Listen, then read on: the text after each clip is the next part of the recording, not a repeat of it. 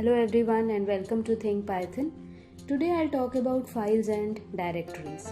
Now if you go to your browser and type Python 3 module index, you will land up to this page where you'll see all the modules of the Python which are inbuilt are arranged alphabetically. Now if you look at this pathlib here and you click on this, you'll see that this is an object-oriented file system paths, which basically works on the files and directories in Python. So you can see the basic use here. We need to import path from pathlib in order to use this inbuilt module. So you can go through this documentation at your own level because this is quite exhaustive here. And back to the PyCharm, so I'll tell you how to use this one to get started. Okay. Now for this, first of all, we need to import. So we need to import path from pathlib. So I'll say from pathlib import path. Now please notice the convention here. For path, we have used the capital P, which clearly indicates that this is a class, and pathlib is a module. Okay. So from a module which is inbuilt called pathlib, we are here importing a class called path, right? Now when we are working on class, as you know that class is a kind of blueprint, and to be able to work on class, we need to create its object, okay? So I create an object called path for this class called path, like this. So now we have this object defined with the round brackets, and now I can proceed to apply all the methods which are there by simply using the dot operator. So I'll say path dot. The moment I hit this dot, I have this complete list of methods which are available in the class called path, right? So first of all, what we can do is we can use this exists method here.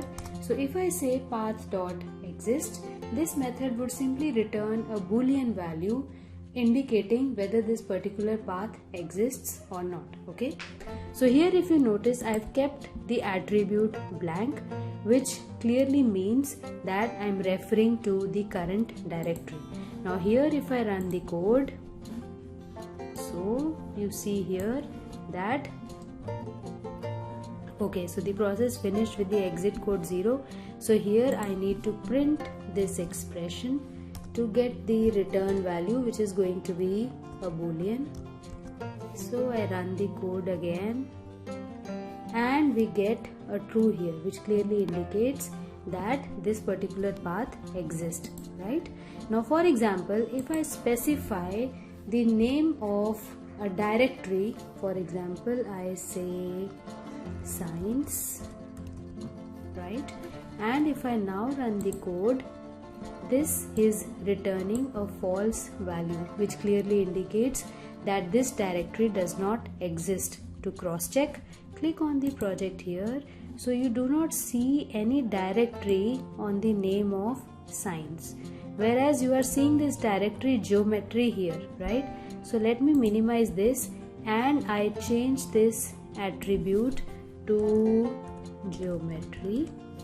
And now if I ask Python to print whether this path exists or not, and let's run the code, so this gives me a true boolean value, right? So which is also seen here, this geometry directory is existing, so that's why it has returned a true value. Okay, now similarly, if your particular directory is not existing, as we have just done, like science, so this is not existing, so you can see in the project panel that this science directory is not there, so that is why the value which is returned is false. Now here you can make this directory in case it is not existing by simply using another method called mkdir. Now mkdir is a short form for make directory. Now if we run the code here, so you see here that this is returning a none value. So basically it is returning none, but at the same time have a look at the project window. So we have this science directory created right here under the geometry, right? So this method basically does not return a value, but it does is its task of making a directory. Now similarly, if you want to remove this directory, we have another method here, which is press the dot so you can see rmdir. So rmdir is the acronym for remove directory, right?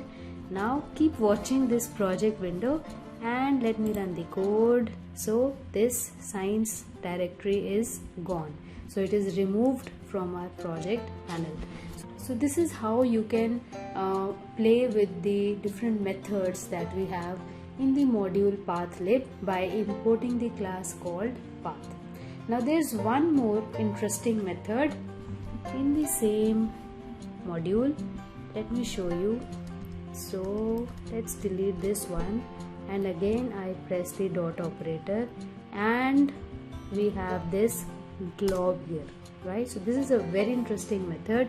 Now this glob method is used to have a look at all the files which are there lying inside your directory. So let me delete this attribute so that I refer to my current working directory. So if you leave this attribute blank here, it will automatically refer to the current directory which you are working in. Okay, so now here I'll say print path dot glob. So notice here that this generator object path dot glob is giving me certain output, and also notice the exit code which is 0. That means there is no problem with my coding, but I am not able to see the files which I wanted to see by using this path dot glob statement. So that is how this particular method works, right? So what we need to do is I'll use a for statement and I'll say for file in path dot glob, right? Now what kind of files I want to list? I want to list all the files, so I'll say star with all kind of extensions, so I say star. And here instead of providing this, I'll simply say print file. So you know how the for loop works. And we forgot to give the indentation here, so I'll delete this from here, give a tab, and I'll copy it here. Perfect. Now let me run the code. Beautiful. So we have all the files which are inside the current directory with all the possible names and all the possible extensions. So what you can do here is, if you want all the files with only py extension, then you can simply change this star by .py, run the code. So now you have all the files with only PyCharm extension. So I hope this tutorial was of help. Practice a lot on this, only then you would gain expertise. And till we meet in the next video, keep practicing, keep moving forward. Have a good day. Bye bye.